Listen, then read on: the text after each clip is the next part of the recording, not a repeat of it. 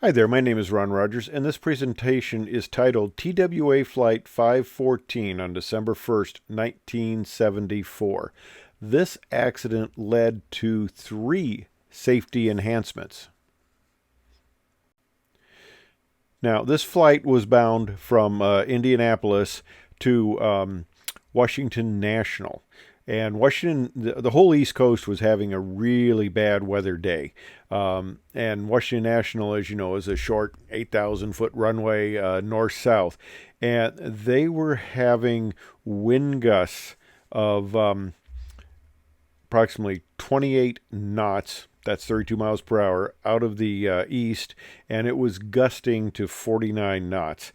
And you just can't land in National on conditions like that. So they divert them over to Dulles. Now, it's situations like this where things always get to be kind of hairy. You know, you're getting into a fuel situation, and Dulles, it's a little bit of ways away. You know, you got to have sufficient fuel, and usually you do, especially if the weather's bad. You're going to have sufficient fuel, but you've got to divert.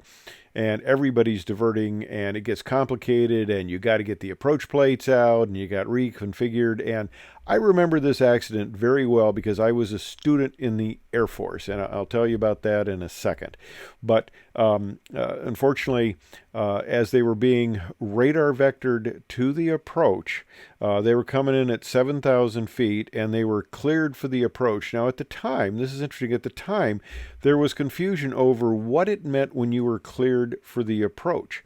And that was cited in the accident investigation because the controllers had one thought and the pilots were a little confused on this. They had other thoughts, and it wasn't really terribly clear. Unfortunately, all 92 people on board this aircraft were killed. They were being vectored.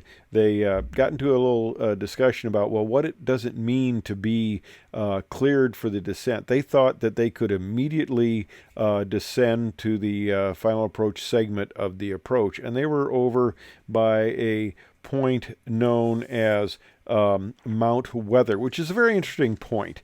It is an area that has a secret underground location structures. I think it's not secret anymore. Even when I was flying in there, it was kind of a sensitive thing. But, you know, if we got nuclear war or disaster, the first thing you want to do is get all the politicians safe, because Lord knows that if we lose, we have mass problems. You want to make sure those politicians are safe so the government can continue running in the wonderful fashion that it runs. And hopefully anybody listening to this presentation 20 years in the future will be going, what do you mean? The government runs wonderfully. Well, that's going to be good because I don't think that's happened for over 200 years. But anyway, I digress. Okay, so they were cleared for the approach and they're thinking, okay, we can descend. Well, they couldn't. They couldn't descend, and you can't descend until you are on a segment of the approach, and that was clarified. And there's what we call TWA ridge out there, and the interesting thing is, shortly before this also, United Airlines came very close to hitting this ridge, and nobody told anybody about it, and that's one of the safety enhancement of the thing. And, you know, like I said, there was concern on who was responsible. Well, they hit an outcropping of rocks. They hit the trees first, and they went through that about 500 feet. They hit it at a 1-degree angle. It was a very slight descent, but they hit the trees, but then they hit the rocks.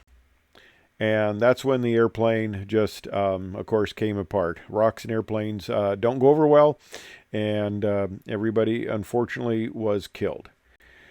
Now, I remember this very well because I was a T-37 student, and we had, in our instrument section of our manuals, we had to make a pen and ink change. Well, all pen and ink changes are made in pencil, okay? That's the Air Force. All pen and ink changes are made in pencil. And we had to write in very laboriously long sentence that, you know, and basically until you're on a published segment of the approach or a segment of the approach, you cannot descend. So that was clarified, and apparently it wasn't very clear before. So that was the first thing that was brought to light on this flight, on this accident, was to really clarify what it means when you're cleared for the approach.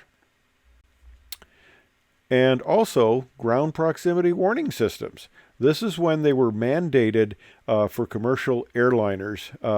And this system has prevented thousands, if not tens of thousands of deaths, as long as it isn't ignored, which was a little problem early on, and there were false warnings early on too. Like any system, you try to get the thing working and you got problems. Until you put it in the fleet, you don't know what the problems are. It was like when we were testing the F-16, I digress, when we were testing the F-16 out at Edwards Air Force Base back in the late 70s, we never lost an airplane, but once it went operational, they were virtually falling out of the sky. So there's no easier way to find out the problems in a system than to hand it over to a bunch of second lieutenants, because the test pilots, they handled a lot of situations that may not have been handled quite as well.